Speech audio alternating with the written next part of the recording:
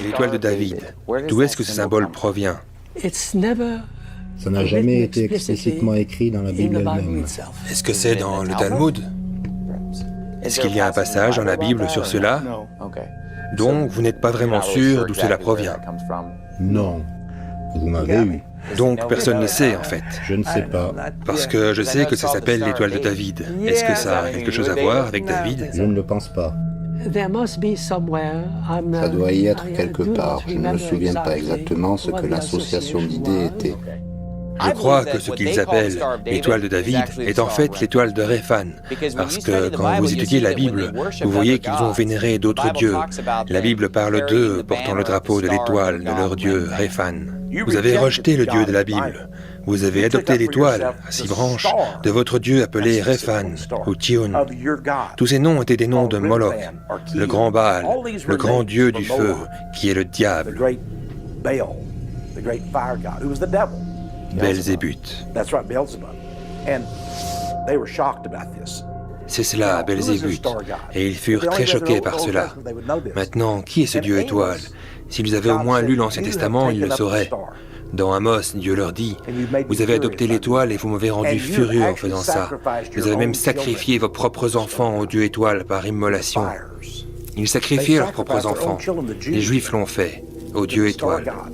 Quand ils vénéraient un faux dieu, ils avaient l'étoile de Réphan comme icône et comme symbole.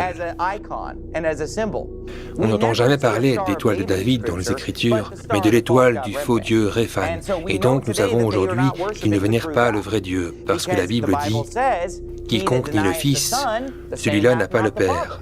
Mais celui qui reconnaît le Fils a aussi le Père.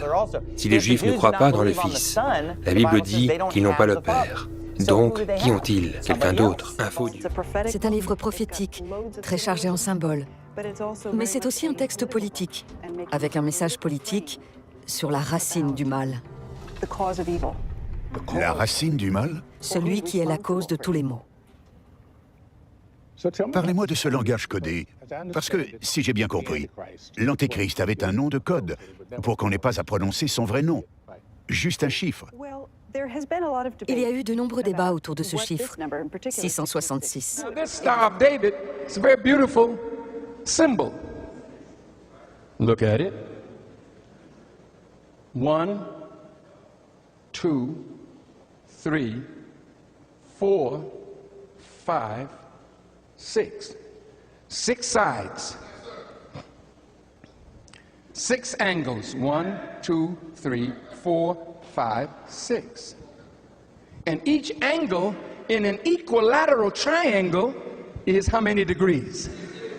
Say it loud. Well, you have 6, 6, and 6.